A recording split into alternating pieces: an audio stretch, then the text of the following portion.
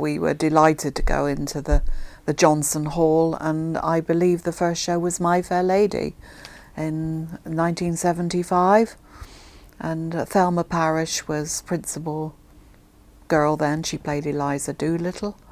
Lillian Dunkley, I believe, directed it or produced it.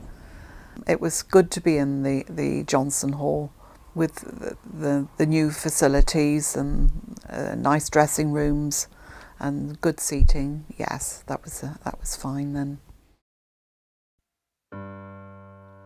It's rather dull in town, I think I'll take me to Paris. Me missus wants to open up the castle in Capri. Me doctor recommends a quiet summer by the sea.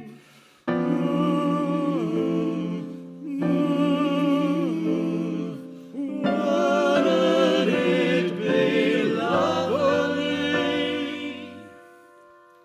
All I want is a room somewhere far away from the cold night air, with one enormous chair. Oh, wouldn't it be lovely? Lots of chocolate for me to eat, lots of coal making lots of heat, warm face, warm hands, warm feet. Oh, wouldn't it be lovely? Oh, so lovely sitting at the blooming moonlit still. I would never much till spring crept only windowsill. Someone's head rested on my knee, warm and tender as she can be, who takes good care of me. Oh, wouldn't it be lovely?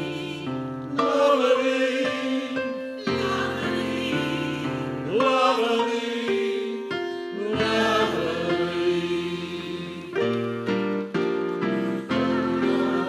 Is a room somewhere far away from the cold night air, with one enormous chair, wouldn't it be lovely?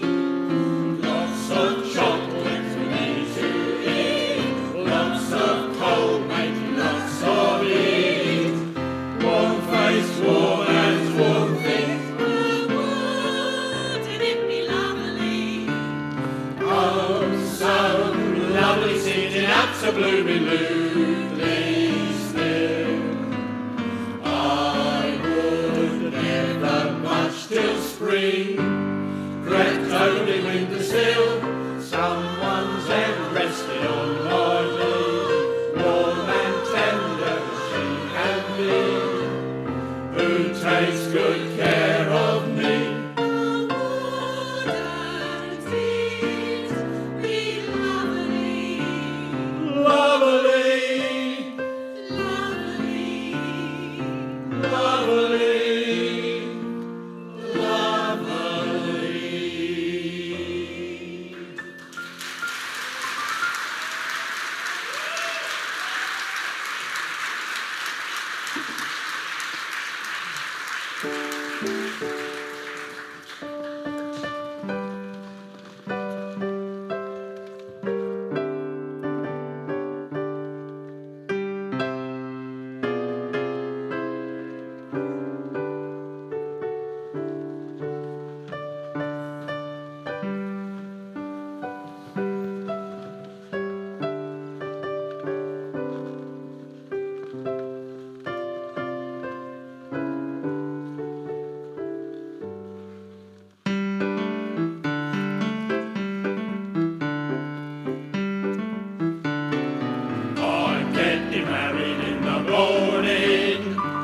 Ding dong, the bells are gonna chime.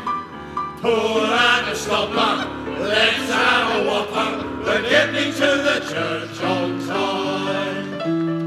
I've got to be there in the morning, spruced up and looking in me prime. Girls come and kiss me, show how you miss me, but get me to the church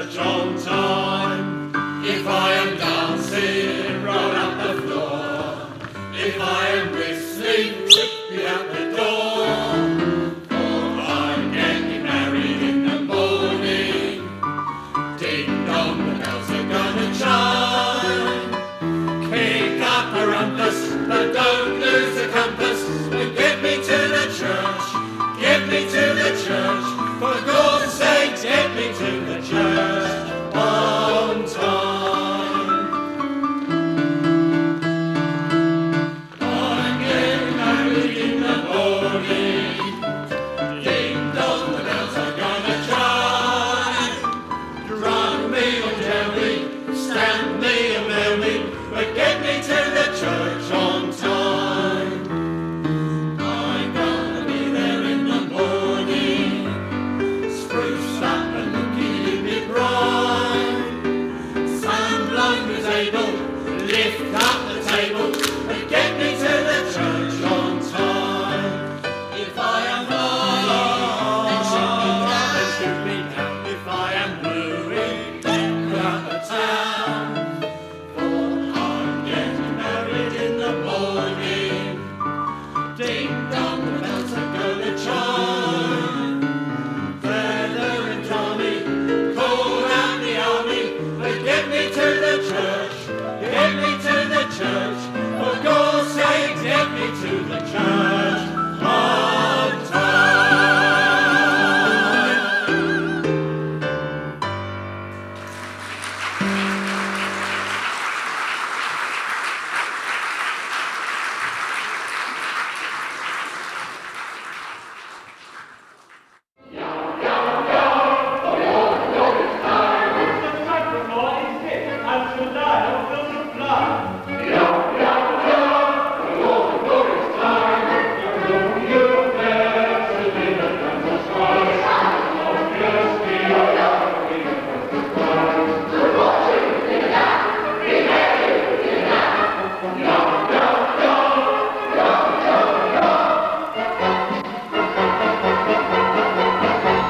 Music in the air and a crowd on the floor, stepping to the beat of the band.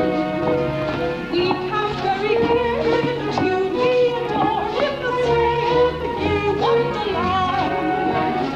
Dance away the night, and we can all be happy till the morning. Dance away the night, we can stick together till the dawn.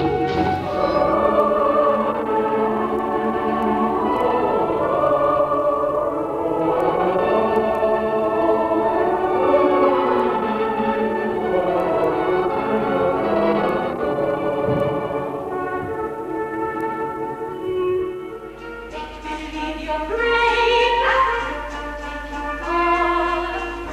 be as brave as you believe you can.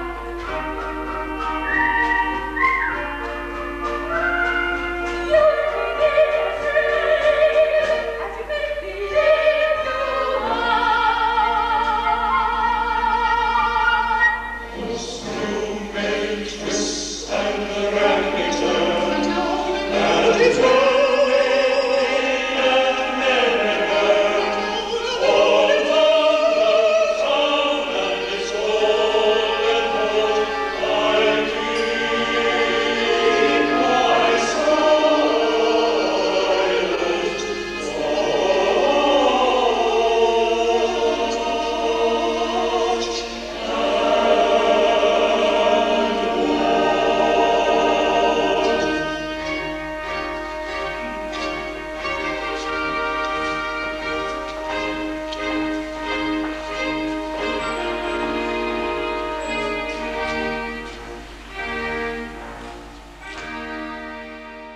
On the road as dry as desert thistle in May.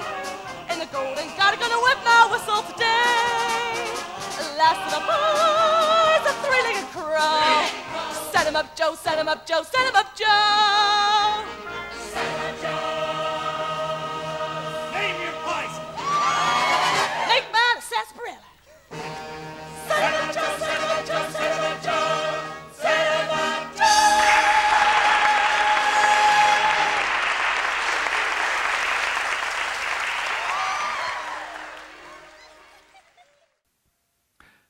So what has this place meant to those who've known it? What stories linger in the mind?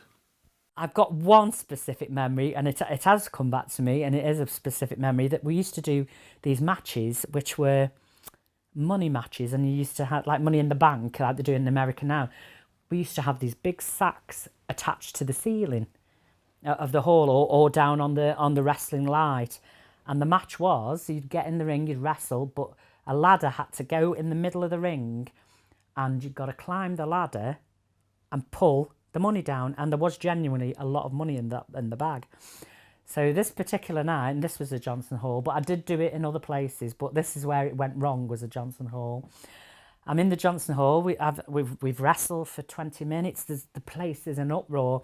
I'm climbing the ladder. I go for pull the bag down. Down the bag comes, which should have still stayed fastened. It opened up, and I think that it was at the time when the Scottish £100 notes had come out, and it was full of Scottish £100 notes. And it ripped, and somebody grabbed my leg and pulled me out of the ring, and the money went everywhere, all out amongst the crowd. The crowd are running and they're pulling at the money, and all I can hear, the promoter whose show it is, he's running down towards the ring saying, "Don't let him have that money, don't let him get that money." And all the wrestlers have had to come to my rescue, and the wrestlers aren't rescuing me, I'm getting a good hiding, and everybody, and the promoter and all the wrestlers are picking the money up and taking the money off the people. So I'm there getting absolutely annihilated. They're not bothered that I'm okay, they just want to pick the money up. And that was funny. And I mean, it wasn't funny at the time, it was really scary, but afterwards, when we sat in the dressing rooms, we laughed about it, but I thought the promoter was going to have a heart attack that night, and all his profits had gone, because the money had gone everywhere. And I remember they were pink, so I'm pretty sure it was just about the time these notes had come out, and it was full. There must have been, I would have probably said there was about £4,000 or £5,000 in it, and it was horrendous. I'm thinking, oh my God. And I thought, that's my career over. He's going to sack me. But he didn't, we all laughed about it. And I think he pretty much got most of it back. We were really lucky that night. Here we go. Oh, and she's down. The youth theatre was great. It was a place where, kids could go and learn about music, learn about acting, socialise with people that wanted to do that, wanted to take that up. We'd put on a big musical every year. This is Oliver, and I was Nancy, and my then boyfriend, Tony O'Callaghan, was Fagin. Gosh, that brings back memories. It was slightly more exciting for me, the youth theatre, than the amateur operatic. Obviously, the amateur operatic was slightly older, and I was sort of one of the young ones, whereas the youth theatre was much more with it for me, and, they were all my age, and, the boys were all handsome and the girls were all pretty, and it was just, and the shows we did had a younger feel. We did West Side Story and Oliver, and just, more youthful shows, really. My first big part was Annie in Annie Get Your Gun, and that was actually at Preston School, but we performed it at the Octagon Theatre, the Johnson Hall at the time. And then after that it was Nancy and Oliver, and then after that it was West Side Story. So I started to, dip my toe into playing parts, speaking roles, and then singing and dancing roles, taking on a little bit more responsibility. And it was during my time in the youth theatre that I realised that I really, really wanted to do it. I didn't want to just do it once a year. I wanted to do it all the time. Yeah, it made a huge mark on my life, Yeovil Youth Theatre. I've got very, very fond memories of that time.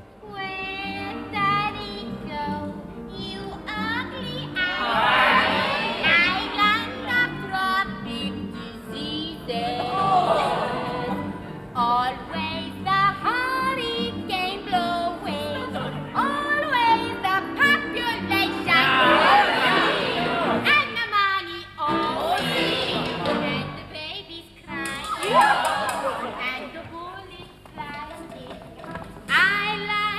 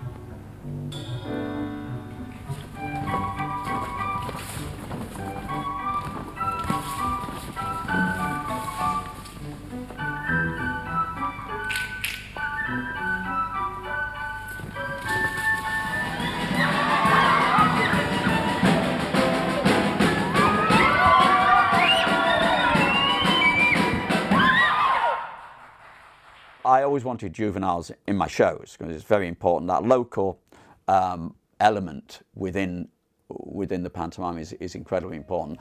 I mean, initially, I think when we did the very first pantomime, we didn't have a professional lineup of dancers. We didn't know whether it would take enough money to provide, to support that. But the following year, I think we put pro dancers in, and we always had pro dancers in. But there came a point that we wanted more people on there, but we to fill the stage and make it look bigger, but we couldn't afford 10 dancers or 8 dancers. We could afford 6, but we couldn't. So we came up with the idea that if we could find the standard to match the lovely Miss Proctor's choreography, that perhaps we could swell the ranks with two teams of, say, 4, and which is what happened. But the great thing was that it gave up-and-coming student dancers the opportunity to raise, their bar. Many of our juvenile dancers must have benefited greatly from that. That's great. That's what it's all about. It's not just putting the pantomime on and making some money. It's about developing talent, and seeing them progress, and that's wonderful. Oh no, it isn't. It isn't. It isn't. It isn't. Bring me the girl now. Right away, master. Right away. My, but I am a handsome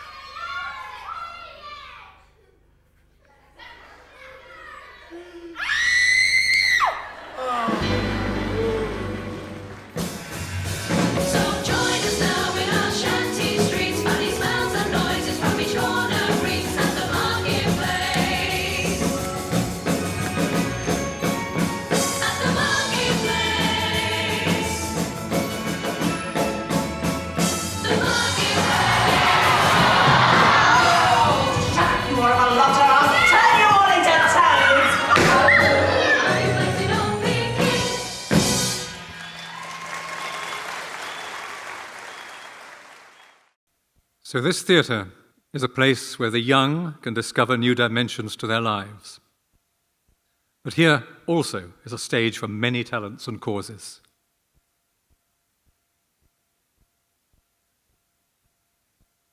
People can do things that they once did not know they could do. I've enjoyed all sorts of things there, from our Yeovil Amateur Operatic Society have put on some very worthwhile stuff that I have sort of thoroughly enjoyed. I have one daughter who's taken part in lots of choral events. She's belonged to Yeovil's Amateur Pantomime Society and now sings in a couple of choirs, I think, local choirs. And the facility for people like that to aim at something that they think is worthwhile putting on at a place like the Octagon, it's a considerable point of personal achievement.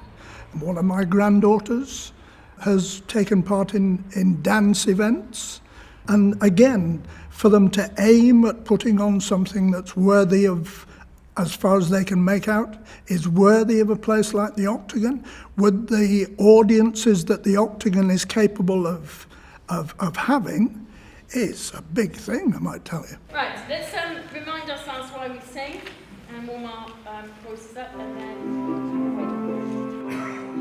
ladies.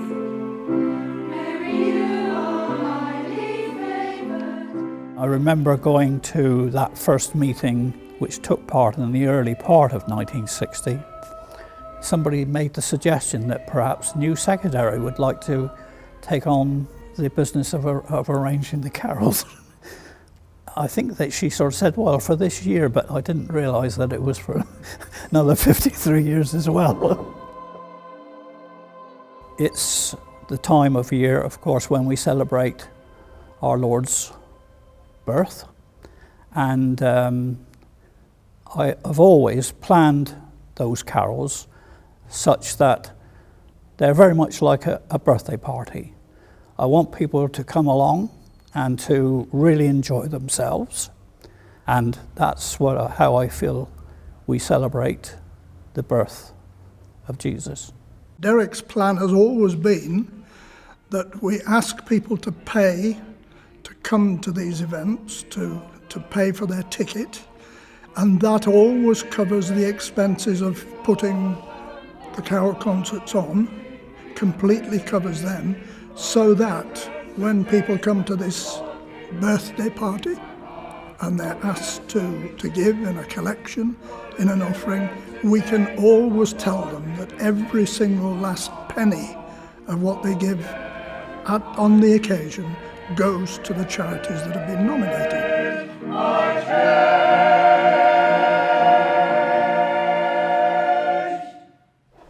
And when it dried, I thought, right, it's oils for me with a knife.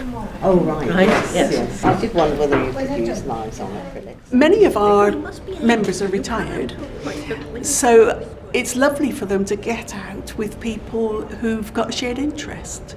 And although it can be quite quiet as people are concentrating on their work, halfway through we have a cup of tea and people tend to mix and mingle and go and look at other people's work and encourage each other and tell each other how lovely what they're doing is, or answer their questions if they say, oh, I'm not very happy with that bit, can you help me with it? And sometimes we can. And it's amazing how people improve over the years. If they keep on painting, it's very gratifying to see how much better they are. I can remember a lot of the paintings coming in when I first started were pretty amateur. They really were. And those people just stayed and stayed and stayed, and they got better and better and better. I think almost every time we put an exhibition on here, somebody will come along and say, you know, the standard is so much better this year. Yes. That looks as if it's a bit of fate. It does. Yeah, I think it's a very nice venue, and we give the public an opportunity in the Octagon to vote for their favourite picture. And when we come to count the votes, it is so good because there's such a lot of pictures to get voted for. My name's Chris Buckland and I play second baritone for Yeovil Town Band. I joined Yeovil Band when my son was 3, so that's 25 years ago now, and I've been here ever since. Oh, there's all sorts. We've got farmers, accountants, electricians, plumbers, people that work for Rolls-Royce. We've got people that do work for Westlands, all sorts of different backgrounds really. Thank you. Merry Christmas to you all. Merry Christmas. Merry Christmas.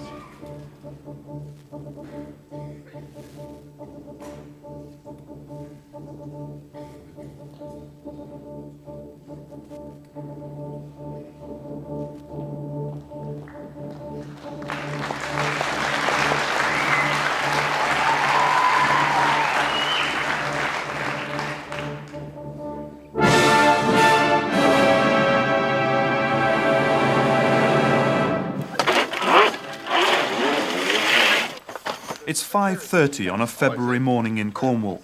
While most people are still sound asleep, Camborne Town Band are getting ready to move out. Their destination, the Johnson Hall in Yeovil, 160 miles away. Their aim, to beat the best brass bands in a fiercely fought contest that's acknowledged as one of the most prestigious in the country. 13 amateur. We used to run a major competition in there which included 15 bands from the country really, and it used to involve hiring the hall for the whole day. We had the hall for the whole day, and it was filled up. Every seat was taken. And Kristen used to run that as a secretary for that. It was very entertaining. The first obstacle is the draw for playing order.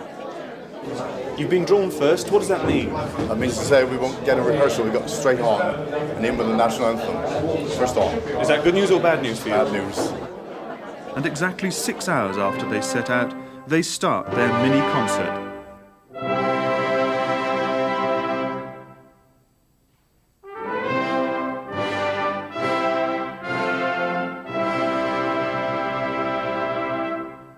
Off stage, the other competitors watch the opposition on a special TV, delighting in their tiniest slip. This is a serious business. For the Yeovil organisers, its success is a welcome surprise. We just took a shot in the park in the dark, I suppose, 9-10 years ago, and it's grown from there. I can't say without fear of contradiction, it's gone from strength to strength. Quite a mammoth task, really, because I would do all of it, and then on the day the band would then step in and help do all the jobs it needed doing. And so we'd sort of start in June, ready for February the following year, and you'd get your adjudicator, you'd then organise your bands, and as Pete said, we have 15 championship section bands and from all over the country, and they all do their own 20-minute thing. Very rare did you get two pieces the same, so it was a good day's banding for a lot of people that came. Played pretty well, yeah, quite pleased. Happy with your performance then? Yes, very happy. And how do you think you've done? He's a star. But however well or badly they've done, at least they've finished. And all they can do now is wait while 12 other groups from all over the country perform their 25-minute concerts. For Camborne, never yet in the winning frame, it's all been worthwhile. Third place. We're very pleased. How do you think, what will the mood be on the bus back tonight? Oh, delight, yes. Everybody will be very well pleased.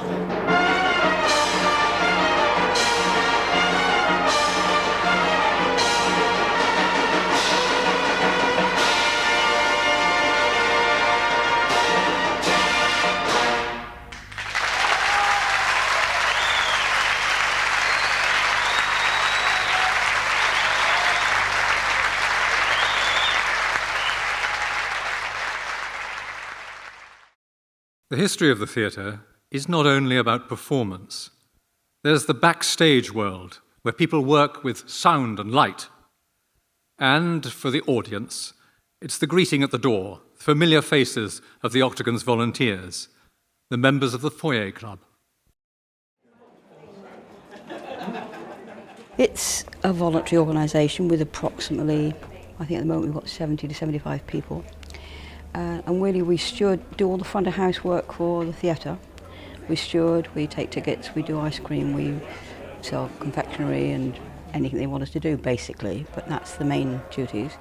Those duties include safety stewards, because the Octagon has to have, I think by law, probably half a dozen safety stewards or so. And it helps the theatre, because I think if we weren't here, the theatre would, first of all, they would have to pay someone to do the safety stewards. That would be, so it's saving the money that way, it's helping the theatre that way. Would you like to come this way, please? And people like to, in this day and age, be shown to their seats.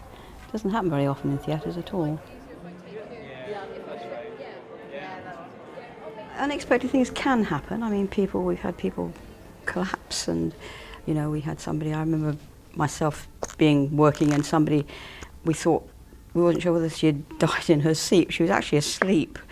Well, she was more than asleep. I'm afraid she was a little drunk. But, things like that you don't really know what's going to happen. And you have to be prepared to be able to deal with the public and in a proper way.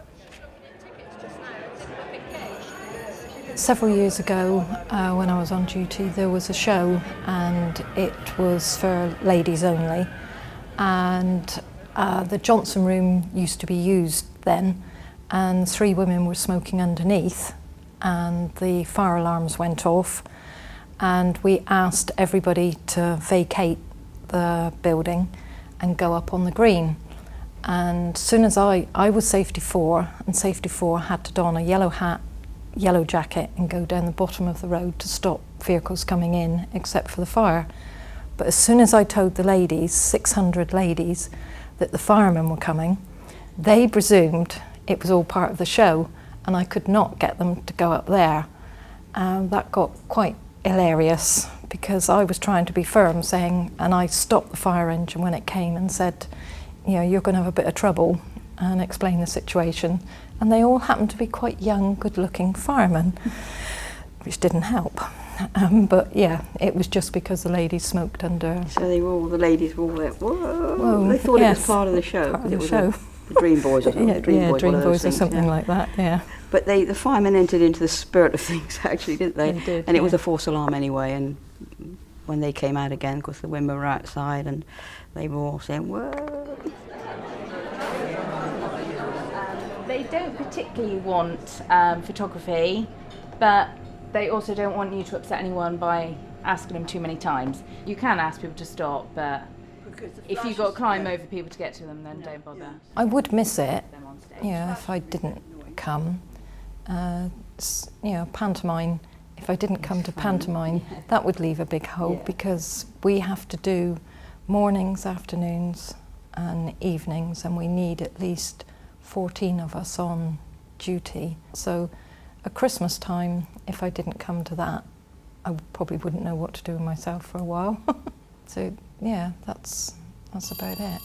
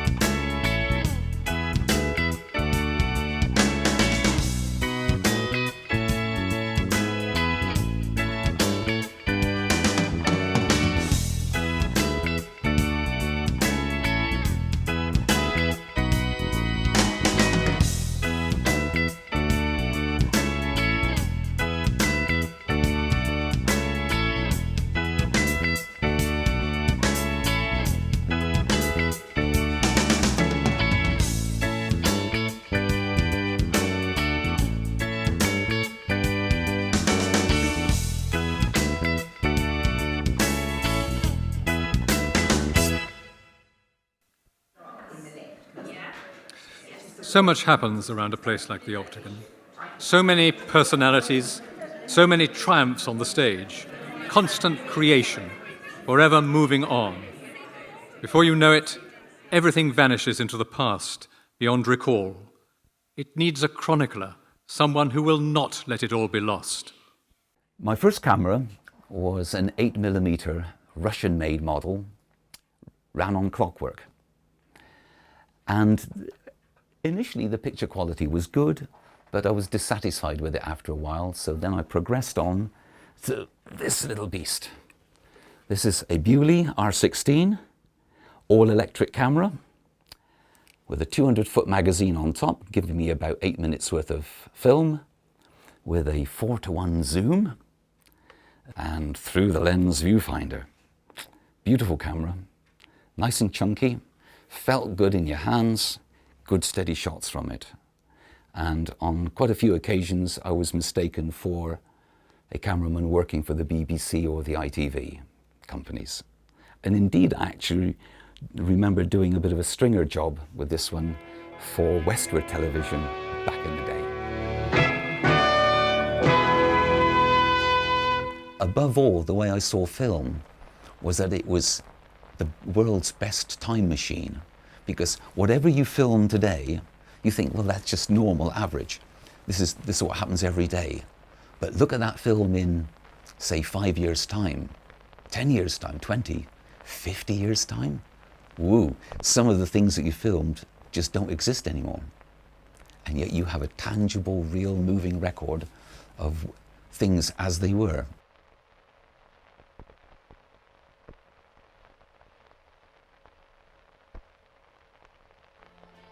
Over the years, I've covered quite a few events in the Octagon, namely the gang shows. A lot of gang shows there. Now this time, turn to your neighbour, smile at him or her as the case may be, and say at the end of the song, how do you do? We'll we'll demonstrate. Ready? Then off we go. Come on everybody, say how you do. Come on everybody, say how you do. Come on everybody, say how you do. That's how to start the show. The brass band concerts.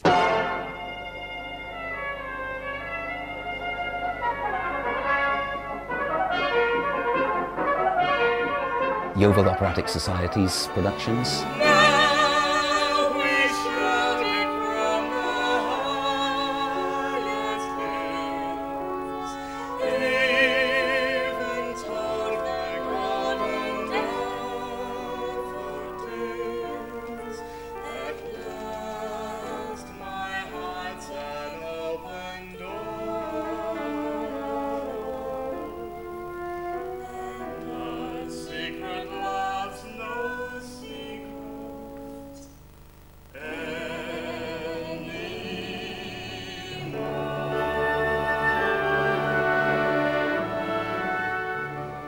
Even schools productions and some children in need events. Tonight there are about 15 models taking part, and we can certainly guarantee that you're going to have a welter of fashion in front of you. Lots and lots of local designers and shops are modelling. This is very unusual. Do you notice the way that it's styled like a barber? That's right. Very soft, olive, I think. Love all the tassels. The 1989 BBC Children in Need Award from our Argyle Spectacular Fashion Show tonight. The figure is £4,067. But the one I remember most, probably because we were watching A Star in the Making, was the Youth Theatre and Sarah Parish and taking a lead role in West Side Story.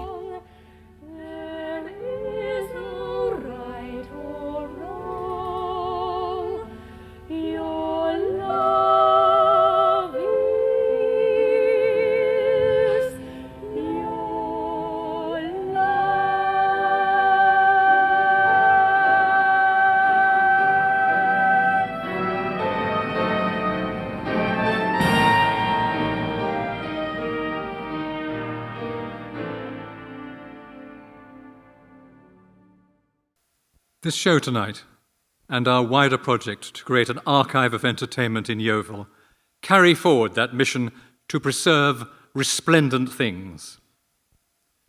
It's good to remember and be remembered. Because you're local, I think they're a bit more on your side, you know. It's 4.5 years since we retired, and I went to the Octagon on Monday, in actual fact, to see a show there because one of my relations was in the show, and he actually mentioned the Yetis, and there was a nice cheer went up, you see. So there's still that feeling of, we quite like the Yetis really, what they did, which is lovely. And I still, of course, meet people down the town, always when I'm home getting on, there's always a smile and a chat. Lovely, lovely place to come home to, because you know you'd be in Ethiopia one night and then come back here and then performing locally, you know, the night after, and it's just lovely to come home, you know, and such friendly faces. Ladies and gentlemen, Pantone Pantomimes, Mr. David Lee.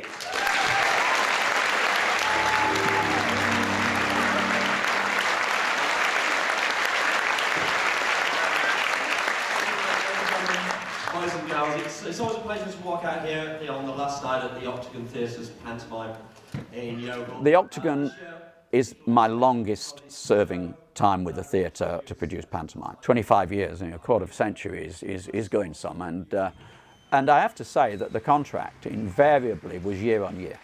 Do you know what? Out of all the audiences we've ever had,